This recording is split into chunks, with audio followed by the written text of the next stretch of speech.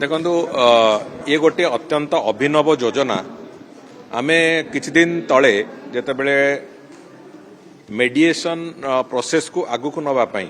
as per मेडिएशन act मेडिएशन process को ग्रामांचल रे लोक मानक पाखरे पहुंचेबा पई एवं विशेष करी कि गाँ गहली रे रोथिबा महिला मानक भितरे आईन कानून संपर्क रे आउरी सचेतनता आनिबा पई तांको अधिकार बाबद रे आउरी सचेतनता आनिबा पई ये जो प्रक्रिया को आगु को केमती नहीं हबो पाखापाखि सरकार आसीबार 6-7 मास परे उभय women and child development department एवं लॉ डिपार्टमेंट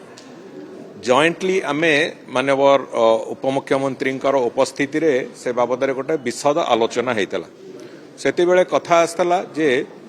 आगामी दिन रे जो मेडिएशन प्रोसेस गाँ गली मानकरे ताकू महिला माने केमती लीड करिवे से कथा को नेकी गोटे योजना प्रस्तुत हो एवं सेते बेले विभाग तरफ कहा जाइथिला डिपार्टमेंट रो प्रिंसिपल सेक्रेटरी सेते बेले गोटे प्रपोज करतले जे केंद्र सरकार गोटे योजना नारी अदालत उपरे से योजना को आमे इम्प्लीमेंटेशन कले केमिति होबो से आलोचना आगु को नेकी आज विभाग तरफ मोर भी गोटे जोटा बहुत दिन धरिकी मोर मनरे आशा थिला जे जेमिति ऑल वुमेन कोर्ट जोटा मु आगुरु भी कहिछि गणमाध्यम आगे जे आमे ओडिसा रे ऑल वुमेन कोर्ट जो थरे कि जुडिशियल अफसर को आरंभ करिकी सेठी क्लरिकल स्टाफ पर्यंत प्रोसिक्यूटिंग अफसर पर्यंत समस्ते महिला थाई कि महिला के जो महिलांकर संपर्कित केस गुड़िक से विचार हो बोली तार आउ गोटे दिग थिला एक कथा जे गाँ गहली रे केमिति अदालत प्रस्तुत हो जो थरे कि महिला माने तार अध्यक्षता करिवे एवं महिला मानक द्वारा से समस्त केस रो समाधान होबो आज जो नारी अदालत माध्यम रे न्याय सखी अपॉइंट करिवार जो प्रक्रिया आज ताकू वास्तव रूपायन आज डब्ल्यूसीडी डिपार्टमेंट देइछि एवं सेतिरे जो गाँ गहली रे छोटो मोटो जो सिविल डिस्प्यूट्स अछि जेमिति डोमेस्टिक वायलेंस हे पारे डाउरी रिलेटेड इश्यूज हे पारे एक्स्ट्रा मैरिटल अफेयर्स हे पारे गाँ गहली रे साधारण भाव में परिवार भितरे